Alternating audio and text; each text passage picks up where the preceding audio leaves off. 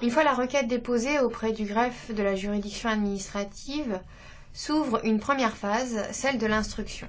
C'est l'objet de notre titre 2. Pour comprendre cette phase, il faut envisager le rôle du rapporteur. C'est ce que nous allons faire dans cette vidéo. Puis nous verrons dans la vidéo suivante les mesures d'instruction qu'il peut ordonner. Le rapporteur est l'acteur essentiel de la phase d'instruction. On a déjà eu l'occasion de le dire, ce rapporteur est un membre de la juridiction qui est chargé d'instruire le dossier, c'est-à-dire de mettre le dossier en état d'être jugé. À l'issue de l'instruction, il procède aux recherches juridiques nécessaires pour résoudre le litige. Puis il établit une note qui analyse le dossier et qui propose une solution. Il rédige également un projet de jugement. Nous avons évoqué ces documents lors de l'étude du principe du contradictoire, en expliquant qu'il n'était pas soumis à ce principe. Par ailleurs, le rapporteur siège dans la formation de jugement qui se prononcera sur la requête. En amont, il a pour mission de présenter le dossier aux autres magistrats qui participent avec lui à cette formation de jugement. Ainsi, une fois sa note et son projet de jugement réalisés, il les transmet à ses collègues et ils en discutent ensemble au cours d'une séance d'instruction qui a lieu quelques jours avant l'audience. Il communique aussi ces documents au rapporteur public. Tel est donc le rôle général du rapporteur. Avant de préciser un peu plus sa mission, se pose la question de sa désignation. Pour rappel, toute requête déposée au greffe d'une juridiction est analysée par ce greffe qui identifie s'il s'agit d'une requête en référé ou d'une requête au fond et qui relève le contentieux de la requête. Contentieux de la fonction publique, contentieux fiscal, contentieux des travaux publics, etc. En fonction de ce premier examen, la requête est affectée à l'une des chambres de la juridiction. Cette affectation se fait en fonction de l'objet de la requête et des attributions de la chambre. Au sein de la chambre choisie, la requête est attribuée par le président de la juridiction à l'un des conseillers qui obtient alors la qualité de rapporteur et se trouve ainsi chargé de l'instruction du dossier qu'il va réaliser sous l'autorité du président de chambre. Toutefois, il faut noter que ce cheminement normal de la requête est parfois mis de côté.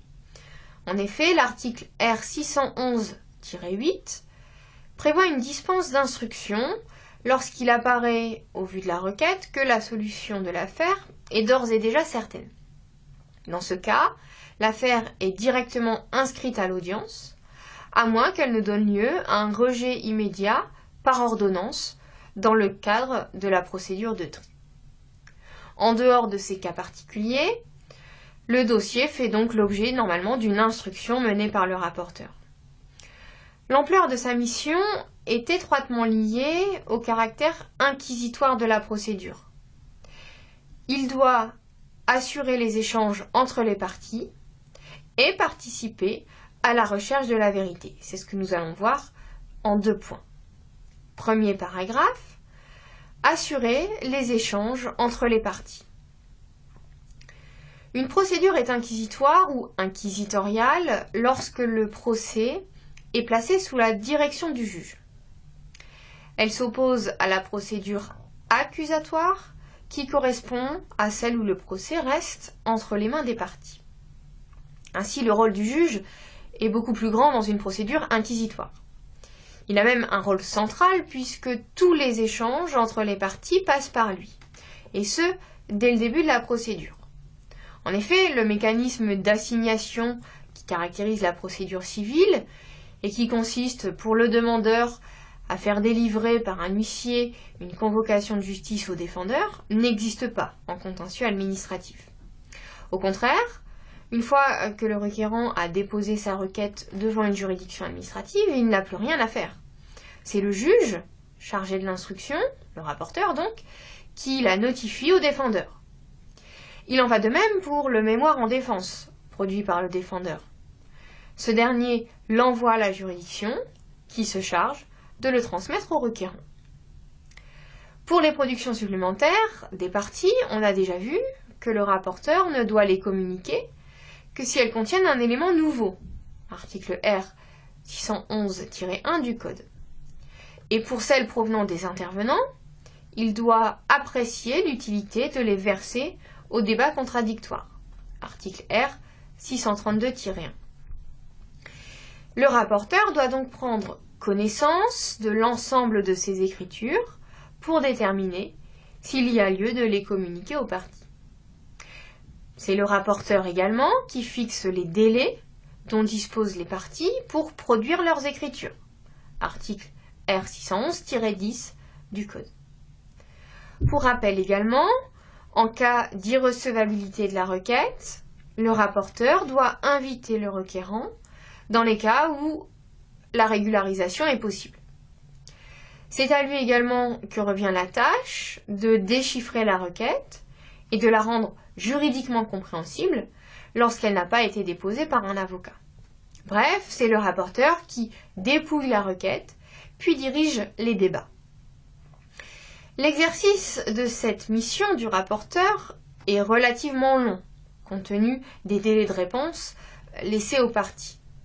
C'est pourquoi, depuis 2005, l'application Sagas permet aux parties de suivre l'état d'avancement du dossier. En un clic, le requérant sait quand sa requête a été attribuée à un rapporteur, il sait si celui-ci est dans l'attente des écritures adverses, etc. Par ailleurs, le travail de communication des pièces du dossier par le rapporteur est lourd. Il suppose, par exemple, la rédaction de nombreux courriers à destination des parties. Or, il faut bien avoir en tête que le rapporteur instruit des dizaines de dossiers en même temps. C'est pourquoi il bénéficie de l'assistance de diverses personnes.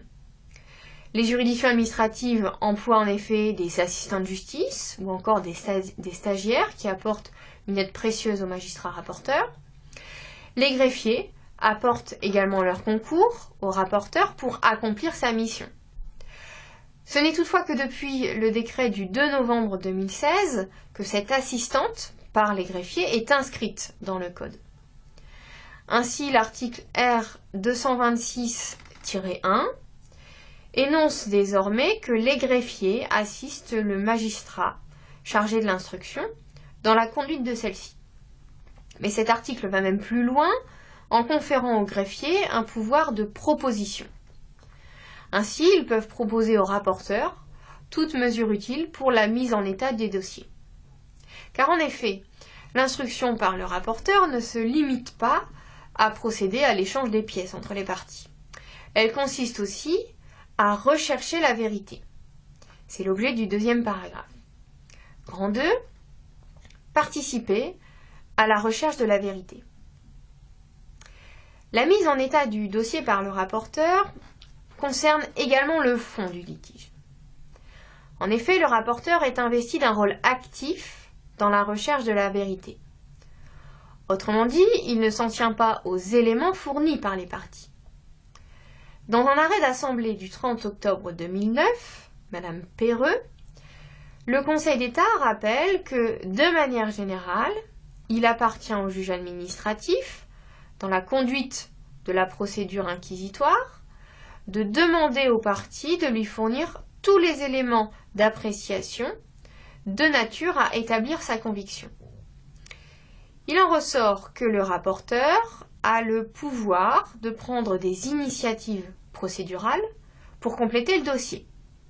Il peut s'agir par exemple de demander à l'administration la production d'un document susceptible d'établir sa conviction ou de permettre la vérification des allégations du requérant.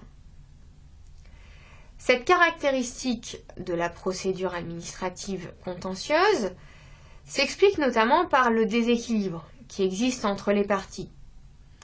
Il ne faut pas perdre de vue qu'en général, un procès devant le juge administratif oppose un simple administré à l'administration.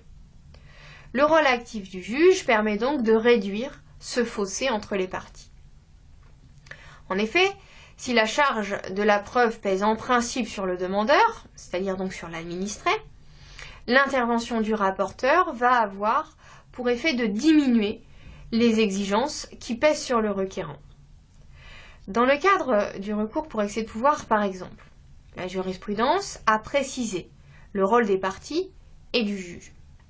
Dans un arrêt du 26 novembre 2012, l'arrêt Cordière, le Conseil d'État explique ainsi que le juge de l'excès de pouvoir ne saurait exiger de l'auteur du recours qu'il apporte la preuve des faits qu'il avance.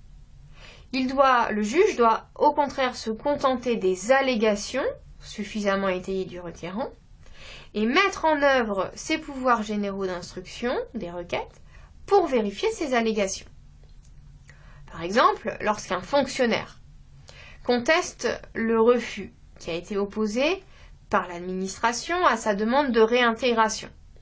Refus justifié par le motif qu'il n'y avait pas de poste vacant. Le juge administratif n'a pas à exiger du requérant qu'il démontre que des postes étaient effectivement disponibles. C'est au juge d'ordonner les mesures nécessaires pour établir cette situation.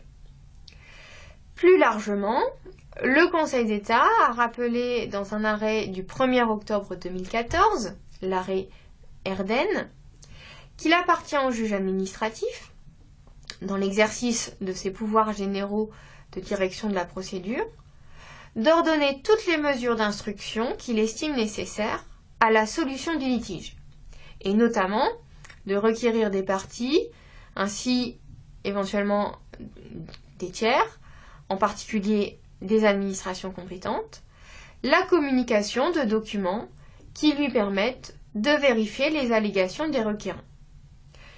Que faut-il comprendre? Le Conseil d'État fait peser une obligation sur le rapporteur d'ordonner les mesures nécessaires. Mais derrière cette obligation se cache, en réalité, une certaine marge de manœuvre, puisque le rapporteur doit apprécier la nécessité de la mesure d'instruction pour la résolution du litige. Ces pouvoirs généraux d'instruction, qui doivent être exercés dans le respect du contradictoire, concernent toutes les juridictions administratives, y compris donc les juridictions spécialisées. Il faut toutefois apporter plusieurs précisions importantes. Les larges pouvoirs d'instruction du rapporteur ne concernent que l'établissement des faits. En revanche, comme nous l'avons déjà dit, le juge est tenu par les conclusions et moyens soulevés par le requérant. Il ne peut aller au-delà de ce qui est invoqué par celui-ci. En outre, les pouvoirs d'instruction du juge se heurtent au secret protégé par la loi, comme par exemple le secret de la défense nationale ou encore le secret médical. Cela ne signifie pas que le juge ne puisse pas réclamer un document couvert par le secret. Il le peut, mais la communication ne lui sera accordée que dans le respect des règles prévues par la loi. Par exemple, s'agissant du secret médical, le juge ne peut ordonner que lui soit directement produit un document en possession de l'administration. Il doit ordonner à l'administration de communiquer ce document au requérant pour que celui-ci le transmette lui-même au juge.